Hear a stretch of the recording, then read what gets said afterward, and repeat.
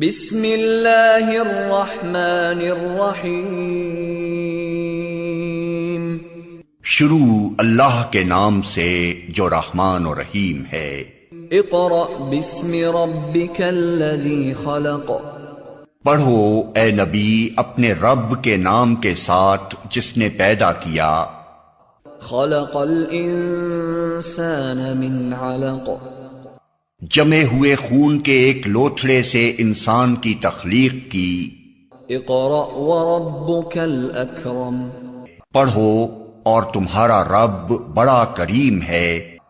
अल्लज़ी Allam bill क़लम। जिसने कलम के जरिए से इल्म सिखाया। अल्लमल इंसान मा लम यअलम। इंसान को वो इल्म दिया जिसे वो न जानता था।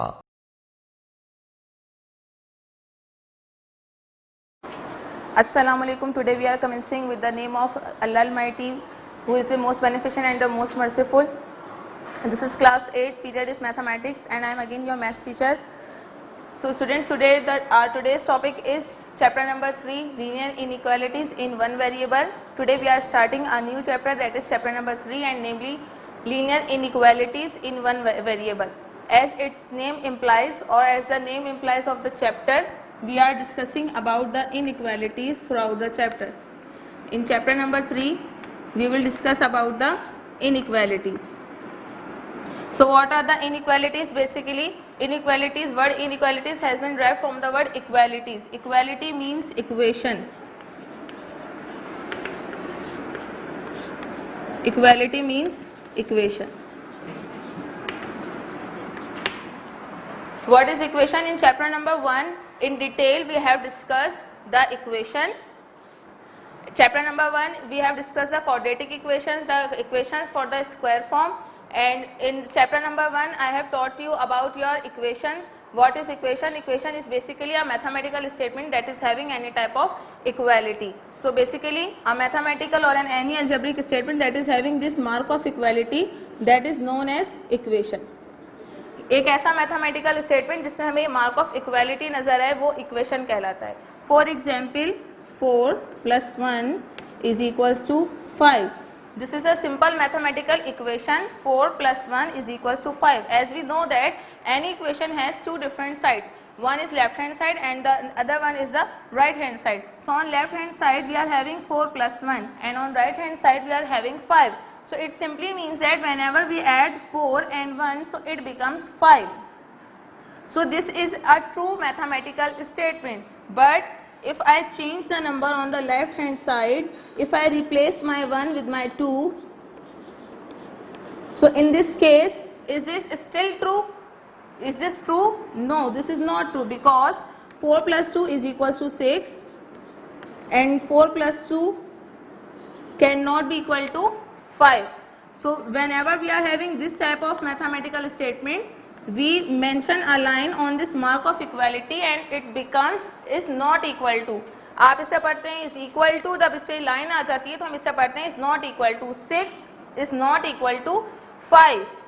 इक्वालिटी की जहाँ बात आती है वहाँ मार्क ऑफ इक्वालिटी यूज किया जाता है. जहाँ इनइक्वालिटी की बात आ जाती है, जहाँ लेफ्ट हैंड साइड और राइट हैंड साइड इक्वल नहीं होते, तो वहाँ पर हमारे पास दो डिफरेंट कंडीशंस आ जाती हैं कि उन दो, जो पहला नंबर आपके पास लिखा हुआ है वो आपके सेकंड नंबर से या तो छोटा होगा या फिर उससे क्या होगा, बड़ा होगा. तो इस छोटे और बड़े जो डिफरेंसेस हैं दोनों नंबर्स के दरमियान, जो इनके दरमियान गैप है, उसे पढ़ने के लिए, उसे कवर करने के लिए हम दो डिफरेंट सिंबल्स का इस्तेमाल करते हैं. एक ये सिंबल है हमारे पास, इसे हम पढ़ते हैं लेस देन, ये हमारा लेस देन सिंबल है. और एक ये सिंबल है हमारे पास, इसे हम पढ़ते हैं greater than. Yes, so what about the less than or the greater than sign? Whenever we are having any greater number on the right hand side of the inequality, we use the less than sign, and whenever we are having the greater number on the left hand side of the inequality, we use the greater sign. इसका मतलब क्या है, ये science क्या है, ये sign आपके basically represent करते हैं आपकी इनइक्वालिटीज को, यानी कोई नंबर किसी नंबर से कितना छोटा है, कोई नंबर किसी नंबर से कितना बड़ा है. तो हमारे पास दो साइन हैं, इनको याद रखने का तरीकाकार क्या होता है मैं आपको सिखा देती हूँ. देखें, वो सिंबल जो हमारे लेफ्ट हैंड साइड से बनेगा। यहाँ मैं आपको दोबारा ड्रॉ करके दिखा रही हूँ। जो हमारी लेफ्ट हैंड साइड की फिंगर से बनता है इसे हम हमेशा लेस देन पढ़ते हैं, और वो सिंबल जो हमारे राइट हैंड साइड की फिंगर से बनेगा इस तरह, इसे हम ग्रेटर देन पढ़ते हैं। ये हमारा ग्रेटर देन है और ये हमारा क्या है, लेस देन। ठीक है, अब मैथमेटिक्स हम रीड आउट कर रहे हैं from the left hand side. Whenever we are having mathematics we study mathematics from the left hand side. So on left hand side there is a greater number 6 and on right hand side there is a smaller number that is 5। तो यहाँ पे कौन सी equality आएगी, 6 5 से छोटा नहीं है, 6 5 से बड़ा है। सो 6 इज ग्रेटर देन 5। तो यहाँ कौन सा सिंबल लगाएंगे, ग्रेटर देन का सिंबल लगाएंगे। फॉर एग्जाम्पल अगर मैं अपनी इस इक्वेशन को इन्वर्ट कर दूं, इन्वर्ट करने का मतलब ये इसे पलट दूं, लेफ्ट हैंड साइड को राइट हैंड साइड बना दूं, राइट हैंड साइड को लेफ्ट हैंड साइड बना दूं। Now we are starting from the left hand side, so this 5 is less than your 6, so we will mention this sign over here. So this is all about your inequalities. Throughout the chapter we will be having the algebraic statements, the simple algebraic statements or the complicated algebraic statements, but with the these two different signs. Equality आपको कहीं पर भी अब नजर नहीं आएगी, हर equation में आपको इनइक्वालिटी में यही दोनों सिंबल नजर आएंगे, या फिर तो लेस देन या फिर ग्रेटर देन। इसके अलावा इनमें एक वेरिएशन और है, वो वेरिएशन ये है कि आपके पास जब ये सिंबल एक लाइन के साथ आएगा तो फिर आप इसे क्या पढ़ेंगे, इसके नीचे एक लाइन लगा दी हमने, इसके नीचे एक लाइन लगा दी। जब ये सिंबल आपके पास बगैर किसी लाइन के है तो आप इसे सिंपली लेस देन पढ़ते हैं। जब इसके नीचे हम एक लाइन मेंशन कर देते हैं तो इसे हम पढ़ते हैं less than and equal to. इसी तरह इसे हम क्या पढ़ेंगे, इसे हम पढ़ेंगे greater than and equal to. तो ये आपका less than and equal to and this is greater than and equal to. Less than and equal to का जो डिफरेंस है लेस देन और ग्रेटर देन से वो क्या है, फॉर एग्जांपल हमारे पास एक इक्वेशन है x is less then 5, x is less then 5, x 5 से छोटा है।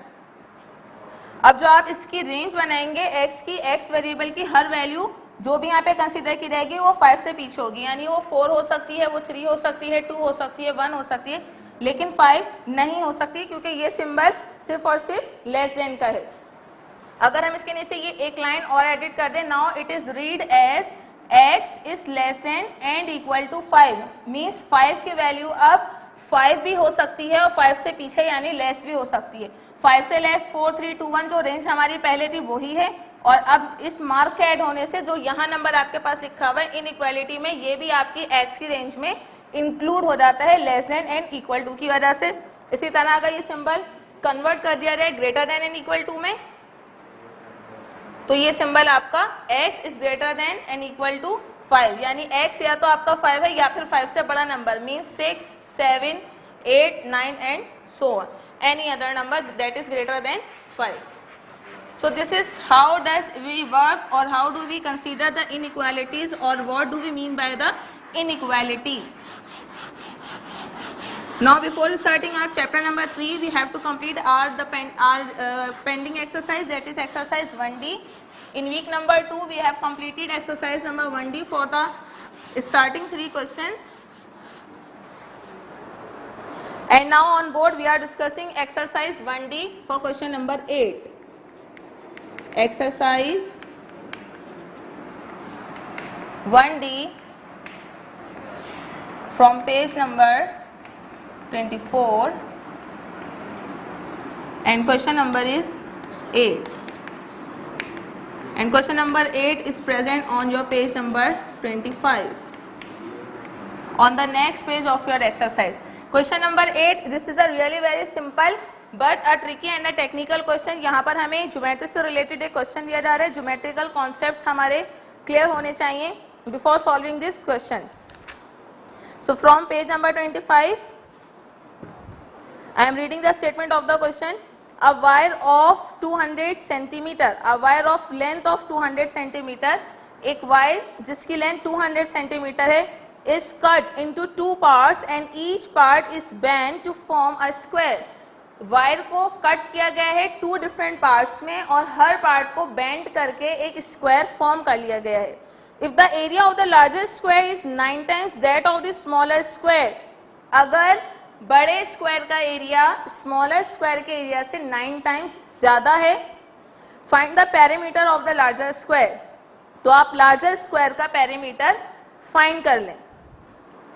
तो गिवन यहाँ पर हमें एक वायर की लेंथ है, साथ साथ हमें एरिया के मुतालिक बताया जा रहा है, एक छोटी सी इंफॉर्मेशन गिवन है। सबसे पहले हम यहाँ पर अपना सॉल्यूशन मेंशन करेंगे और डेटा फॉर्म कर लेंगे। सबसे पहले गिवन है length of wire is equals to 200 centimetre. Wire की लेंथ है आपके पास 200 centimetre. Area of smaller square की बात कर लेते हैं। एरिया ऑफ स्मॉलर स्क्वायर, और इसके बाद हम बात करेंगे एरिया ऑफ लार्जर स्क्वायर। अब देखें, हम यहाँ पर सपोज कर लेते हैं कि ये वो वायर है जिसकी लेंथ 200 सेंटीमीटर है। इसे दो डिफरेंट पार्ट्स में कट किया गया और कट करने के बाद एक इससे स्मॉलर स्क्वायर बनाया गया है और एक इससे बनाया गया है इस तरह से लार्जर स्क्वायर। एरिया हम लिख रहे हैं स्मॉलर स्क्वायर का, साथ साथ लार्जर स्क्वायर का। तो एरिया में हमारे पास जो फॉर्मूला यूज होता है एरिया ऑफ स्क्वायर में, वो है आपके पास साइड मल्टीप्लाई बाय साइड, यानी side square. Area of square is equals to side square.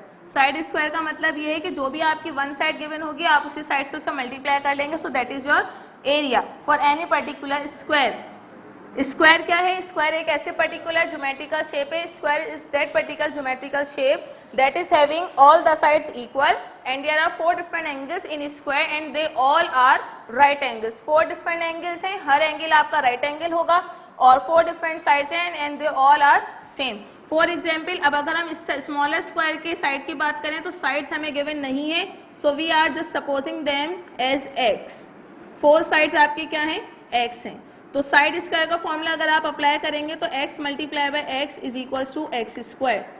So the area of the smaller square is x multiplied by x is equals to x square। Now what about the large square? Large square के भी sides given नहीं है, x suppose करेंगे इसके sides भी, तो larger square का आपका एरिया भी क्या आ जाएगा? x multiplied by x, x square। But there is an information in your book regarding the area of the larger square। If the area of the larger square is 9 times that of the smaller square, 9 times इसे increase करेंगे, तो 9 times increase करने के लिए इसे multiply by क्या करेंगे? 9 करेंगे, तो ये बन जाएगा 9x square. So 9 multiply by x square is equals to 9x square. ये दोनों आपके पास एरिया आ गए। अब हम बात करेंगे पेरीमीटर की, क्योंकि जो हमारी मेन रिक्वायरमेंट है वो हमारा पेरीमीटर है। ये अब तक का हमारा गिवन था जिसे हमने x सपोज करके कंसीडर कर लिया। Now we are discussing about the perimeter। Firstly, we will calculate the perimeter of the smaller square।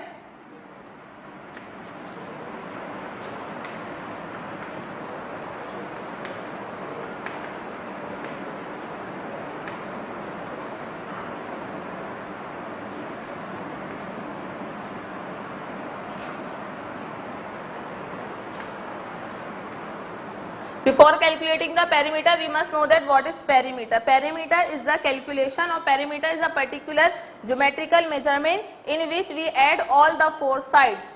जो भी आपके पास पर्टिकुलर ज्योमेट्रिकल शेप है उसके तमाम साइड्स को आप सम अप करेंगे तो वो बन जाएगा आपके पास पेरीमीटर। ये हमारा स्मॉलर स्क्वायर था, ये हमारा लार्जर स्क्वायर था। इसके साइड भी तमाम x हैं और इसके तमाम साइड भी क्या हैं? x। सबको सम अप कर लेंगे। 1 1 1 1, this is 4 times, so x multiplied by 4 times is equals to 4x। और अगेन इन्हें आप सम करेंगे जब भी बनेंगे 4x।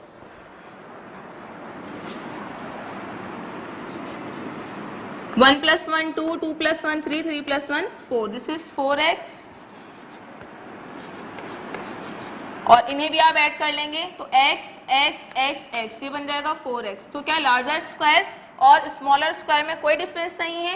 एक मेजर डिफरेंस है, वो हमें यहाँ से पता चलेगा। देखें, x square means x multiply by x, 9x square कैसे बनता है? 3x multiply by 3x। जब आपने इसके साइड सपोज किए थे तो आपने इसे x सपोज किया था, लेकिन 9 से मल्टीप्लाई होने के बाद इसके साइड्स हो गए हैं 3x, यानी लार्जर स्क्वायर का हर साइड 3 टाइम्स ज़्यादा है स्मॉलर स्क्वायर से। तो यहाँ हम 3x को द 4 टाइम ऐड करेंगे। So this is 3 + 3 6, 6 + 3 9 and 9 + 3 is equals to 12x। So perimeter of the larger square is 12x। Basically ये वो मेजरमेंट है जिसके लिए हम वर्क कर रहे हैं। तो अगर इस इक्वेशन में हम x को x की वैल्यू से रिप्लेस कर लें तो पेरीमीटर ऑफ लार्जर स्क्वायर की वैल्यू हमें अल्टीमेटली पता चल जाएगी। तो अब जो हम इससे अप्लाई कर रहे हैं वो x की वैल्यू के लिए अप्लाई कर रहे हैं। So the total perimeter is equals to 4x + 12x। This is 16x। दोनों स्क्वायर्स का आपने पेरीमीटर कैलकुलेट किया। अब ये स्क्वायर कैसे फॉर्म हुए थे? ये फॉर्म हुए थे दो वायर्स के मिलने से, और इस दो वायर के जो पीसेस थे आपके ये एक लार्ज पीस का हिस्सा थे दोनों। तो इन दोनों का जो सम है, इन दोनों की टोटल लेंथ है वो 200 सेंटीमीटर है, और अकॉर्डिंग टू द इक्वेशन इनकी टोटल लेंथ टोटल पेरीमीटर की फॉर्म में हमारे पास 16x आ गई। तो हम क्या करेंगे? 16x को इक्वल कर लेंगे 200 सेंटीमीटर के। ये अलजेब्रिक फॉर्म है, ये मैथमेटिकल फॉर्म है। और फिर x की वैल्यू को फाइंड करने के लिए हमने 200 सेंटीमीटर को डिवाइड करवा लेना है 16 से। So that will be 12.5 centimetre. So your x is 12.5 centimetre. x की वैल्यू ड्राइव हो गई। इससे आप इक्वेशन नंबर 1 बना लेंगे। This is your equation number 1। अब स्टेटमेंट हम लिखेंगे।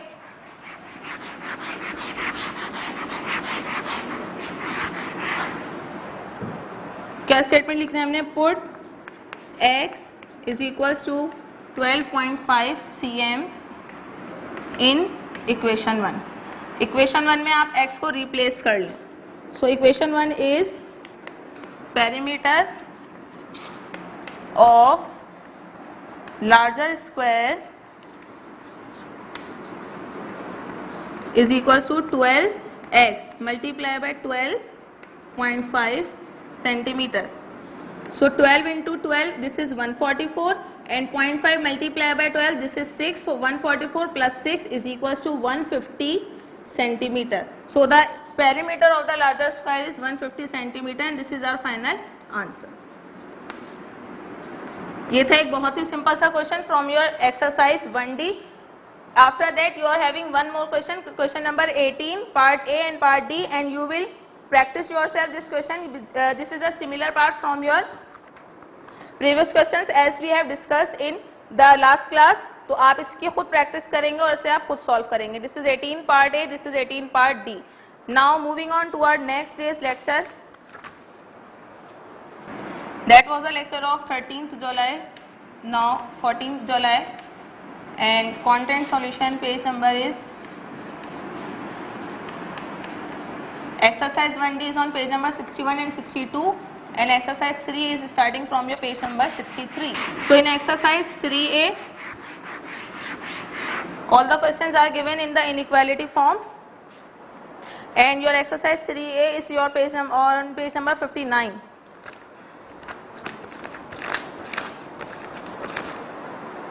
Yes, on page number 59 this is exercise 3A, and from 3A we are starting our question number 2 for part C and for part G.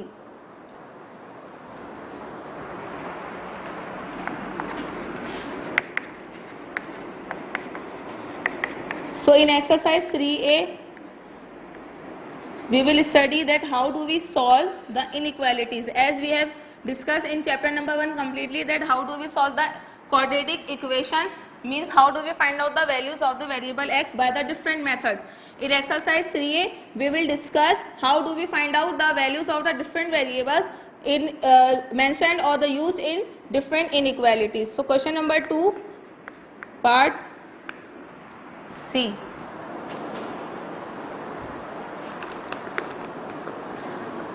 -3 minus c plus 3 is greater than 5, and question number 2 part G. This is 3 minus 7 greater than and equal to 1 minus g.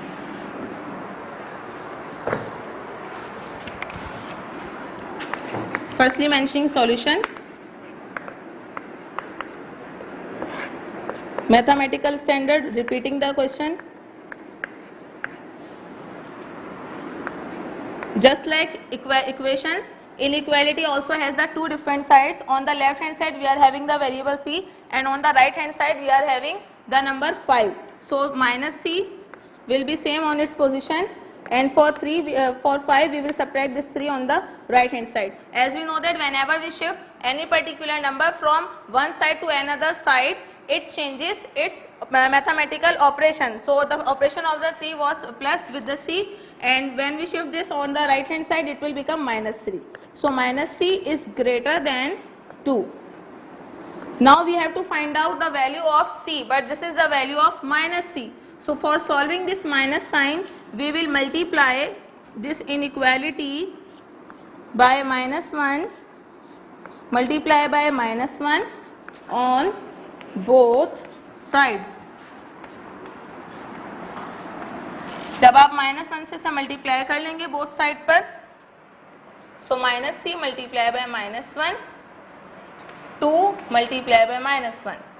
When ever we are having any particular inequality, बहुत important बात मैं आपको बता रही हूँ, अगर आपके पास कोई भी इनइक्वालिटी है और आपके पास है addition on the both side, या अगर हमारे पास है subtraction on the both side, अगर हम दोनों साइड पर कोई भी चीज़ ऐड या सब्ट्रैक्ट करवा रहे हैं तो इससे हमारी इनइक्वालिटी पर कोई इफेक्ट नहीं होगा. अगर हम मल्टीप्लिकेशन करवा रहे हैं, for example multiply by 2, for example multiply by 2 on the both side, तो इससे भी हमारी इनइक्वालिटी पर कोई इफेक्ट नहीं होगा. लेकिन अगर हम यही मल्टीप्लिकेशन या डिवीजन एक नेगेटिव नंबर से करवाएंगे, यानी एक माइनस नंबर से करवाएंगे, तो इस कंडीशन में क्या होगी, जो आपकी इनइक्वालिटी है वो जाएगी अपोजिट. माइनस 1 से आपने बोथ साइड पे मल्टीप्लिकेशन अप्लाई की, तो ये आपकी इनइक्वालिटी जो कि ग्रेटर देन का सिंबल था, ये कन्वर्ट हो जाएगी एक लेस देन के सिंबल में. Now this is minus plus minus minus plus, and c into 1, this is c is less then plus minus minus 2 1 जा 2. तो ये आ गया आपका इनइक्वालिटी का answer, c is less then minus 2. इसके बाद इस एक्सरसाइज के ऑलमोस्ट हर क्वेश्चन में हमें एक वर्क एडिशनल और करना है, वो है नंबर लाइन. नंबर लाइन क्या होती है? Number line is basically representation और अ वे और a method to write down the integers. Integers means the numbers that is having both plus and minus sign. So this is a line. At the center of the number line there is a 0, and on the right hand side there are the different numbers from 1 to 5. I have mentioned over here. जितने number चाहे हम यहाँ पे place कर सकते हैं as per need. तो 5 numbers मैंने यहाँ दोनों साइड पे पुट किए हैं. अब आपके सेंटर में है 0. 0 के साथ ना पॉजिटिव साइन है ना ही नेगेटिव साइन है, because 0 is a neutral number, this is a chargeless number. 0 पर ना ही हम नेगेटिविटी अप्लाई कर सकते हैं ना ही पॉजिटिविटी अप्लाई कर सकते हैं, because this is a neutral number. इसीलिए हम इसे हमेशा नंबर लाइन के सेंटर में रखते हैं, क्योंकि ये एक न्यूट्रल नंबर है. तो 0 को हमने सेंटर में रखा. Now from the centre to the right hand side all these number are positive, and from the center point to the left hand side all these numbers are negative. Whenever we are having any number line, our right hand side is representing the positive side and our left hand side is representing the negative side. तो ये है number line. अब हमें जो inequality हमने यहाँ पर solve की है, c is less than -2, c -2 से छोटा है. अब -2 से छोटे कौन से numbers होते हैं, ये भी हमारे लिए जानना बहुत ज़रूरी है. Whenever we are moving from 0 to the right hand side, 0 से राइट हैंड साइड पे आप जितना ज़्यादा मूव करेंगे, हर बढ़ता हुआ नंबर आपकी वैल्यूज़ को इंक्रीज करेगा. फॉर एग्जाम्पल 0 के बाद जब आप 1 पर आएंगे, 1 से जब आप 2 पर आएंगे, तो 2 आपको ऑब्वियसली ग्रेटर होगा 1 से. Whenever you will move to the 3, now 3 is greater than 2. But if I am talking about the left hand side, so on my left hand side, if I am moving from 0 to -1, and now from -1 to -2, -1 से जब हम -2 पे move करें तो इससे हमारा number की जो वैल्यू है वो इंक्रीज नहीं होती बल्कि डिक्रीज होती है. -1 is a greater number and -2 is a smaller number. यहाँ पर +1 स्मॉलर नंबर है, +2 ग्रेटर नंबर है, लेकिन माइनस साइन लगते ही 1 आपका ग्रेटर बन जाएगा और 2 आपका क्या हो जाएगा, लेस देन हो जाएगा। तो अब इसका मतलब ये है -2 से लेस देन हमें नंबर चाहिए, तो हम -3 -4 की तरफ क्या करेंगे, मूव करेंगे, क्योंकि माइनस साइन के साथ जो नंबर जितना बड़ा होता है बेसिकली वो उतना ही छोटा होता है। नंबर लाइन हम ड्रॉ करेंगे। नंबर लाइन ड्रॉ करने के लिए हमें एक रूलर का इस्तेमाल करना है। इस तरह से आप अपनी रूलर को रखेंगे कॉपी पर, एक लाइन ड्रॉ कर लेंगे, एरो हेड बना लेंगे। अब हम -2 के लिए वर्क कर रहे हैं, तो हम एरो हेड बनाएंगे किस साइड पर, लेफ्ट हैंड साइड पर।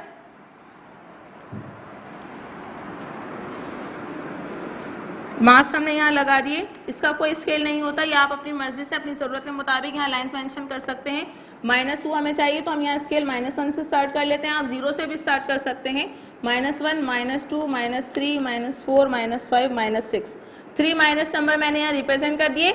ये बेसिकली इस वक्त नंबर लाइन का स्ट्रक्चर है। अब हम इस पर इनइक्वालिटी अप्लाई करेंगे। जब इनइक्वालिटी अप्लाई करेंगे तो ये जो आपका -2 है इसके ऊपर आप एक डैश लाइन बनाएंगे और यहाँ बना लेंगे एक छोटा सा सर्कल, और सर्कल को आप कनेक्ट करेंगे एक एरो से, और जब ये एरो से आपका सर्कल कनेक्ट हो जाएगा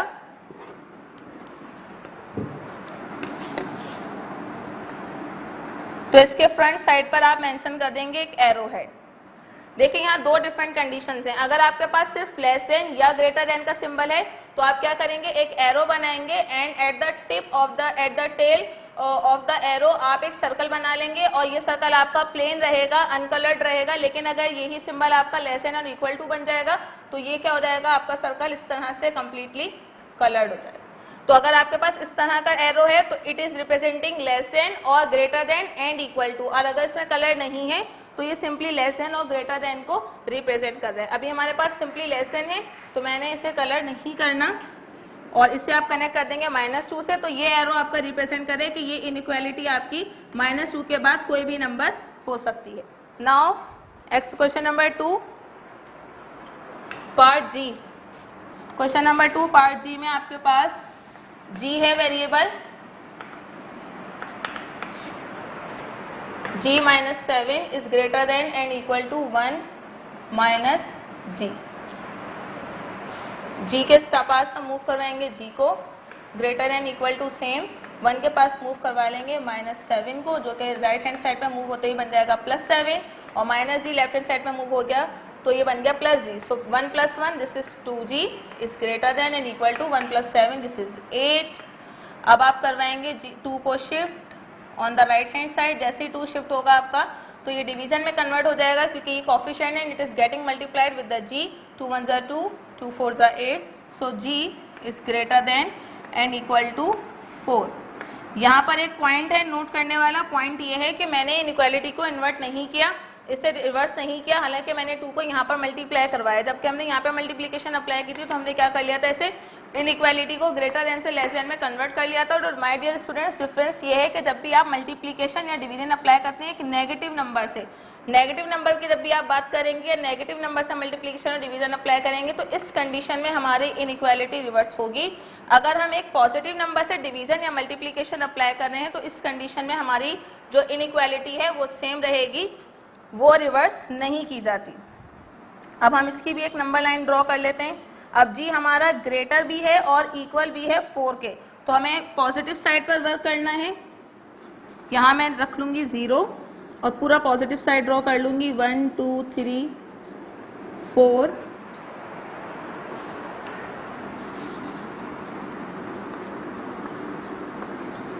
4 एंड 5। तो ये हमने नंबर लाइन ड्रॉ कर ली फॉर द पॉजिटिव साइड, और अब हम इसे रिप्रेजेंट करेंगे इस इक्वेशन को। 4 आप कंसीडर कर रहे हैं, इस तरह से आपने 4 से बनानी है एक डॉटेड लाइन, और लाइन बनाने के बाद आप इसके टॉप पर एक सर्कल बनाएंगे और सर्कल में करेंगे कलर, और कलर करने के बाद आप इसके साथ एक मेंशन कर देंगे arrow.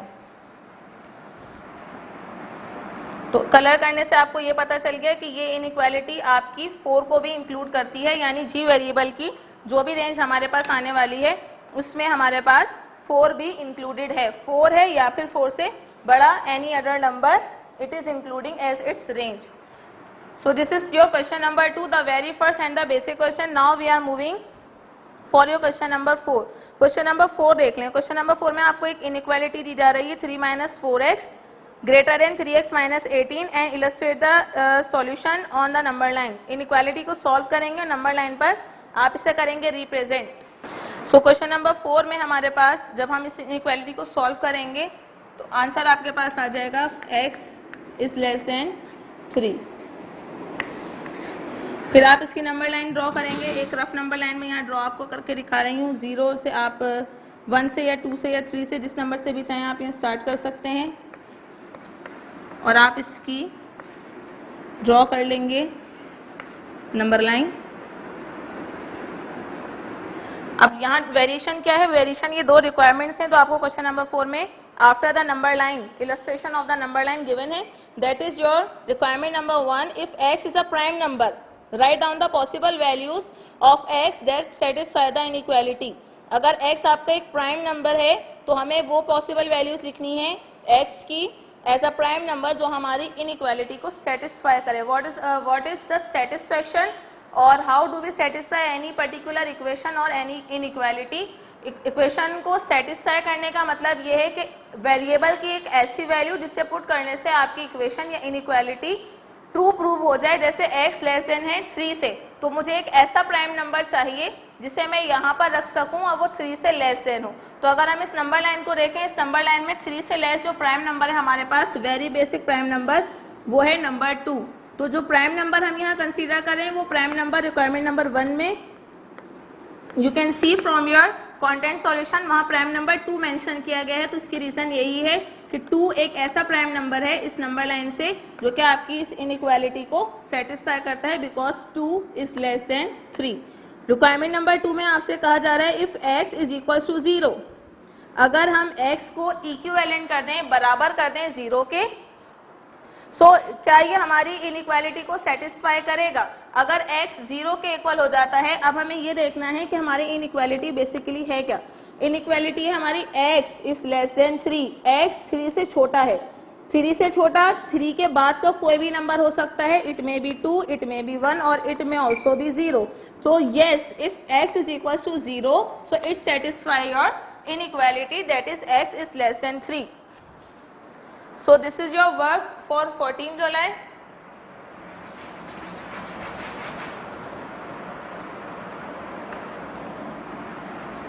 Content solution page number is 64. Next day exercise 3a. Same exercise we are having on the next day but with the different questions. Now we will discuss question number 7.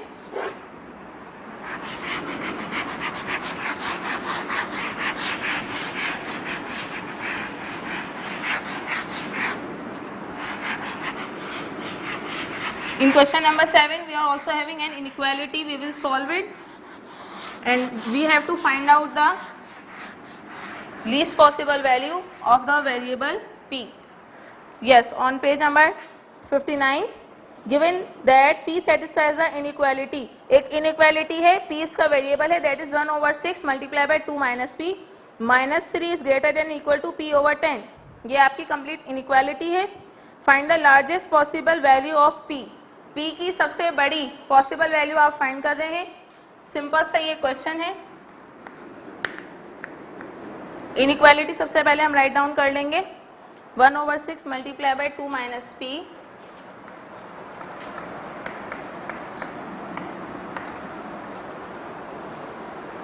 Is greater than and equal to p over 10. क्वेश्चन का आपका solution simple है.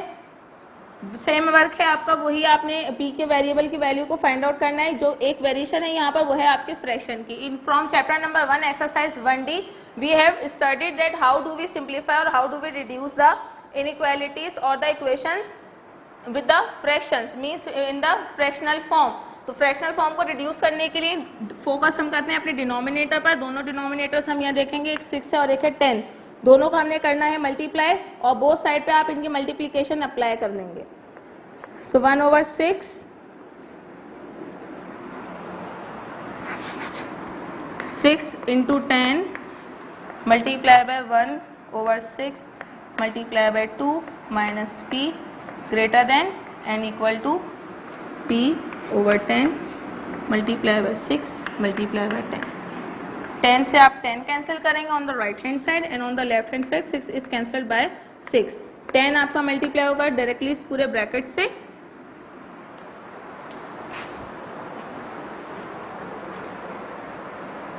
एक number missing है यहाँ से, वो है हमारा -3. -3 भी हमें यहाँ मेंशन करना है. तो अब ये इनइक्वालिटी भी हमारी कन्वर्ट हो जाएगी.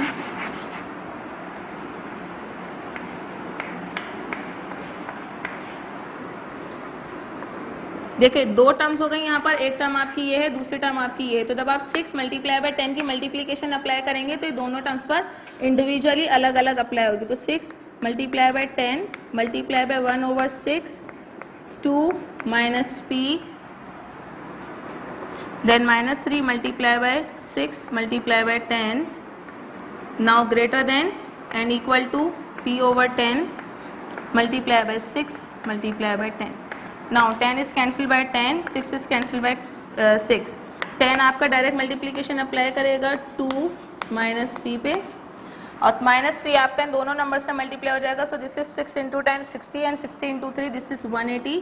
सो -180 greater than and equal to p into 6 this is 6p. 10 का ब्रैकेट हम यहाँ पर ओपन कर लेंगे.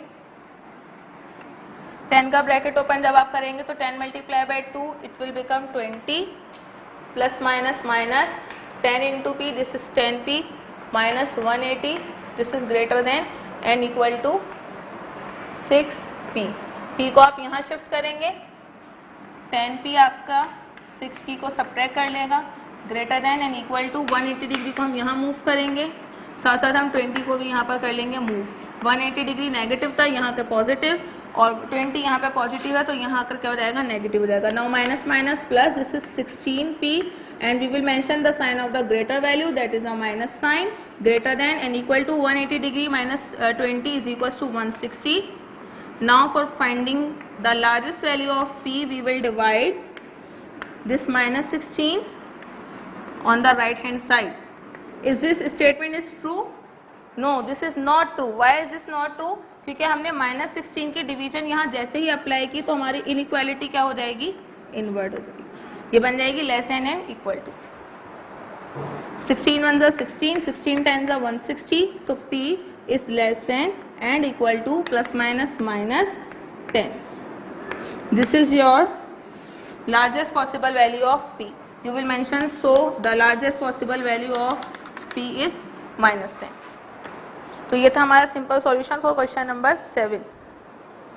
क्वेश्चन नंबर 8 भी आपका ऑलमोस्ट सिमिलर है, इसमें भी आप इनइक्वालिटी को सॉल्व करेंगे. लास्ट क्वेश्चन है हमारी एक्सरसाइज 3A से, और इसमें हमें स्मॉलेस्ट पॉसिबल वैल्यू बतानी है एक्स स्क्वायर की. तो इसका जो आंसर है वो आपके पास आएगा x is greater than and equal to, x is greater than and equal to 4. ये है हमारे क्वेश्चन नंबर 8 का आंसर.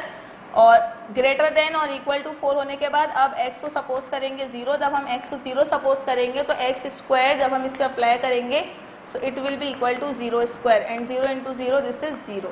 तो इसलिए हम x की वैल्यू क्या यहाँ पे कंसीडर कर लेंगे, 0 कंसीडर कर लेंगे. Now next exercise from page number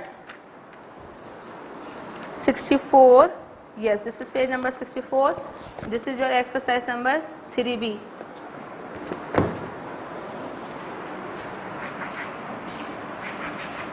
Content solution page number 65.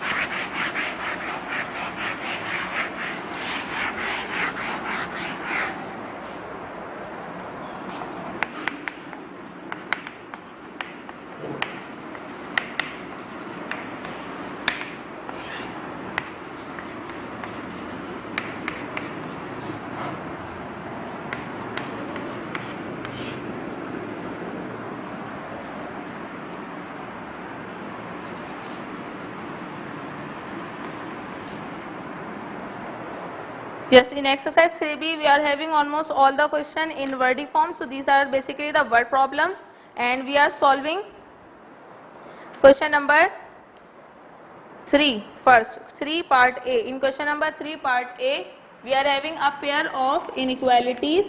Inequalities का एक pair हमें given है, means 2 inequalities are given और इन दोनों inequalities में से हमें x की values find करनी है पहले और after finding out the values of the x we will make the range for the values of x. 3x is greater than and equal to -6. Solution. Question repeat कर लेंगे. x minus 4 is less than and equal to 3 and 3x is greater than and equal to -6. Separation यहाँ हमने draw कर ली. x को similar रखेंगे, less than and equal to 3 के साथ करेंगे 4 को plus, so x is less than and equal to 7. यहाँ पर मूव कर लेंगे तो 3x को हम सिमिलर रखेंगे और -6 के साथ 3 को डिवाइड कर देंगे. क्योंकि डिवीजन हमारी एक पॉजिटिव नंबर की है तो हमारी इक्वालिटी कन्वर्ट नहीं होगी. And x will be greater than plus minus minus 3 1 3 3 2 6, so this is -2. So x is equal to, sorry, x is greater than -2 and x is less than and equal to 7. तो ये आपके पास solve हो गया question. अब हम इसकी equality की जो नंबर लाइन है वो ड्रॉ कर लेते हैं. नंबर लाइन ड्रॉ करने के लिए अगेन हम रूलर का यूज़ करेंगे. नंबर लाइन देखें -2 है और +7 है, तो मेरी नंबर लाइन में ये तमाम नंबर कवर होने चाहिए. जब भी हम पेयर सॉल्व करेंगे तो दोनों आंसर हमारी नंबर लाइन पर कवर होने चाहिए.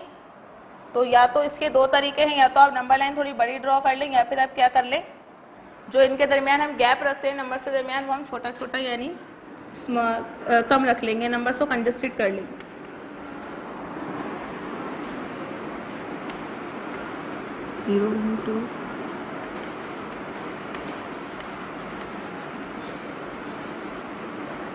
जीरो 1 2 3 4 5 6 7. ये आ गई हमारी नंबर लाइन -2 से लेकर +7 तक. अब पहले आप इनइक्वालिटी को रिप्रेजेंट करेंगे, that is less than and equal to 7. So 7 के पास आएंगे आप. सर्किल आपने बनाया, कलर आपने इसमें किया, 7 से आपने इसे अटैच किया. 7 से लेस देन है और इक्वल है, तो एरो हमारा मूव करेगा लेफ्ट हैंड साइड पर. ये देखें इस तरह. और उसके बाद हमारे पास क्या है, x is greater then -2 and also equal. Circle draw किया, कलर किया,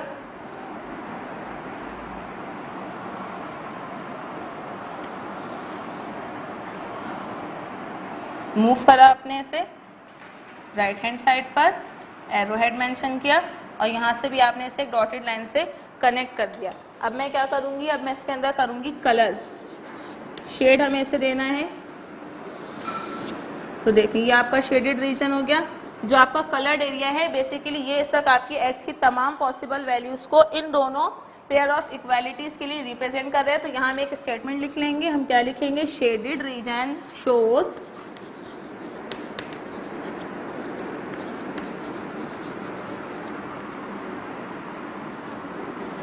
x की वैल्यूज़ को ये शो कर रहा है कहाँ से कहाँ तक, कि x आपका किससे बड़ा है और किससे छोटा है. x आपका लेस देन है, किससे लेस देन है, x 7 से. Less than and equal to है 7 के, और x आपका ग्रेटर है किससे, 2 से. So -2 is less than and equal to x. -2 less than है और इक्वल है आपके x के, और x आपका लेस देन और इक्वल है किसके, 7 के. तो ये वो x की रेंज है जो कि हमें रिक्वायर्ड है. तो this is our final answer. Now after that जो इसके प्रैक्टिस क्वेश्चन है वो मैं आपको बोर्ड पे मेंशन कर रही हूँ. इससे रिलेटेड हमारे पास बहुत डिफरेंट क्वेश्चंस हैं एक्सरसाइज में.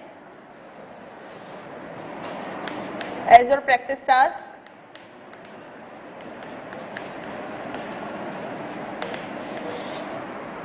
Question number 3B and question number 5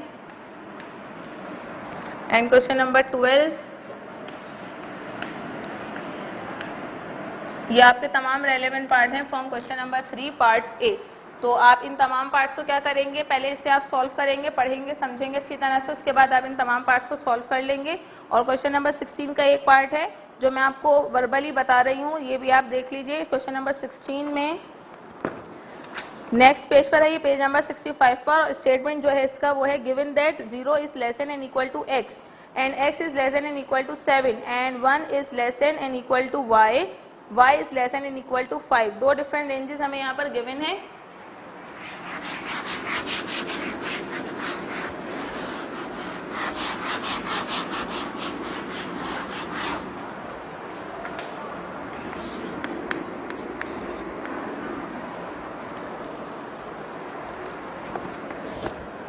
देखिए 0 less than equal to 7 less than equal x less than equal to 7 और नेक्स्ट रेंज जो हमें गिवन है for y that is 1 is less than equal to y and y is less than equal to 5। x की value 0 से 7 तक है, तो x की वैल्यूज आप मेंशन कर लेंगे 0 1 2 3 4 5 6 एंड 7। y को मेंशन कर लेंगे y is equals to 1 2 3 4 and 5। तो x और y की डिफरेंट वैल्यूज आपको गिवन थी, रेंज के अकॉर्डिंग आप वैल्यूज कैलकुलेट करेंगे। इसके बाद जो रिक्वायरमेंट्स हैं वो देख लें। सबसे पहले आपको बतानी greatest possible value of x plus y. x और y को जब आप प्लस करेंगे तो इसका सबसे बड़ा सम इन गिवन वैल्यूज के अकॉर्डिंग क्या हो सकता है, उसके लिए आप x की सबसे बड़ी वैल्यू y की सबसे बड़ी वैल्यूज यानी 7 और 5 को ऐड करेंगे तो सबसे बड़ा लार्जेस्ट सम आपके पास आ जाएगा 7 plus 5 that is 12। In part B the least possible value of x minus y. Least possible value of x minus y, x में से y को किस तरह से माइनस किया जाए कि लीस्ट वैल्यू आ जाए। जब भी लीस्ट वैल्यू की बात की जाएगी तो आपको एक सबसे बड़ा नेगेटिव नंबर चाहिए। लीस्ट वैल्यू का मतलब सबसे बड़ा नेगेटिव नंबर। तो सबसे बड़ा नेगेटिव नंबर कैसे आएगा कि आप x की स्मॉलेस्ट वैल्यू को कंसीडर करें यानी 0 को, और आप कंसीडर करें y की सबसे ग्रेटेस्ट वैल्यू को और आप 0 में से 5 को करवा दें माइनस। तो सबसे बड़ी आपके पास y की या x माइनस वाई की जो ग्रेटेस्ट पॉसिबल वैल्यू आ जाएगी वो है least possible value of x minus y minus 5, क्योंकि नेगेटिव नंबर जितना बड़ा होता है वो उतना ही छोटा होता है। तो आप x के लीस्ट में से y के ग्रेटेस्ट को माइनस करवाएंगे। Number see the largest possible value of x multiply bye y। x y की लार्जेस्ट पॉसिबल वैल्यू के लिए आप दोनों की लार्जर वैल्यूज को लेंगे और इन्हें मल्टीप्लाई करवा लेंगे। So this is 7 and this is 5। 7 into 5 is equal to 35। Now for requirement number D the smallest possible value of x over y। x over y की स्मॉलेस्ट पॉसिबल वैल्यू है। Again least value के लिए काम करने हैं तो इस least के x का लीस्ट लेंगे आप, y का ग्रेटेस्ट लेंगे, डिवाइड करेंगे तो आंसर आ जाएगा 0। फिर हम जाएंगे रिक्वायरमेंट नंबर ई पर the least and the greatest possible values of x square. X square की लीस्ट और ग्रेटेस्ट वैल्यूज क्या हो सकती हैं। एक्स स्क्वायर की लीस्ट वैल्यू यहाँ पर गिवन है हमें 0, तो 0 का स्क्वायर हो जाएगा 0 और एक्स स्क्वायर की पॉसिबल ग्रेटेस्ट वैल्यू क्या हो सकती है, एक्स की सबसे ग्रेटेस्ट वैल्यू है यहाँ 7। जब हम इस पर स्क्वायर अप्लाई करेंगे so this will be 7 into 7 49। तो ये था आपका एक्सरसाइज 3B का लास्ट और सबसे ईजीएस्ट क्वेश्चन। आई होप कि आपको ये तमाम क्वेश्चन समझ आ गए होंगे एक्सरसाइज 3 और 3B के। So that was all about our today's lecture. In the next video class इंशाल्लाह I will teach you your exercise 3C and in exercise 3C we will be having the upper and the lower bounds. So we will discuss it in the next video class. Till then take care of yourself. Goodbye.